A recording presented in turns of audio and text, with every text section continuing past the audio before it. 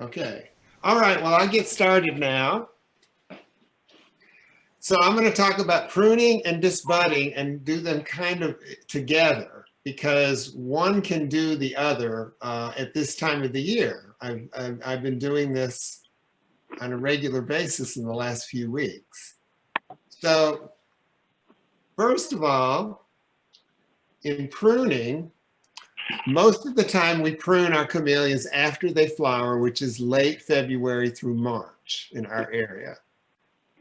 And when it comes to small plants, very light pruning, if any, is ever needed. So they just really don't require a lot of pruning when they're young. And I usually tell people sometimes it can be as long as 10 years, but usually it's 5 or 6 and you want to prune them a little bit.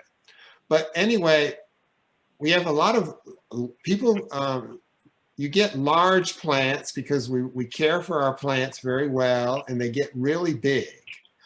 Or a lot of times people buy older homes, younger people will buy an older home with these giant camellias and they don't know what to do with them. So one of the things to reduce their size is to what I call rejuvenation pruning, which is to bring them down to about 4 feet off of the ground. And we'll go into that more detail soon.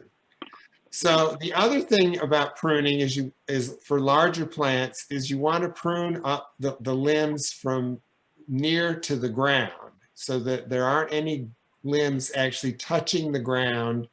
Usually you want them at least a foot up above, foot, maybe 2. And one of the reasons for that is that it promotes scale. The limbs that are close to the ground will get scale, and then those scale will move up through the canopy. So by removing the ground limbs, you will reduce your scale incidence. It won't eliminate it, but it will reduce it and you'll have less of a problem. Plus, if you're worried about, things that crawl on the ground, then you can see the ground and that's usually people like to be able to see the ground.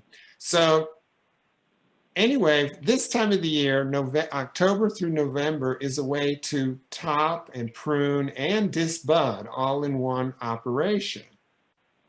And so when we disbud, first of all, we need to disbud because a lot of these plants produce multiple buds at the terminals. And if you don't do that, the flowers will not develop properly. You'll get distorted flowers. So you really only want 1 bud per terminal so that they are not misshapen. And of course, this is the way we produce quality show-winning flowers. Okay, so you also, it's a good idea to reduce the number of flowers on very small or recently planted camellias because it puts more energy into the growth buds for the following season. So it's kind of like a fruit plant. You just don't want to make it bloom too heavily when it's small, and that helps with the transplant process. Okay, and so the other reason to reduce the flowers is to reduce the number to pick up at the end of the season because we need to pick up our flowers as best we can to prevent the occurrence of petal blight.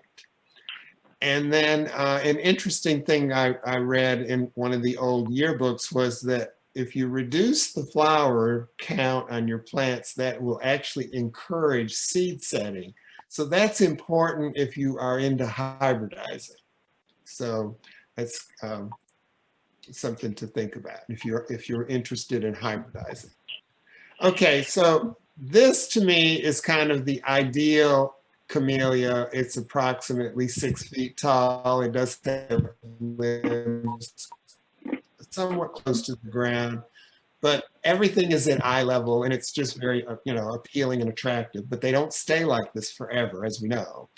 They grow and grow and grow and they get like this. Okay, so this is looking up at the top of a plant that's probably at least 10 feet tall.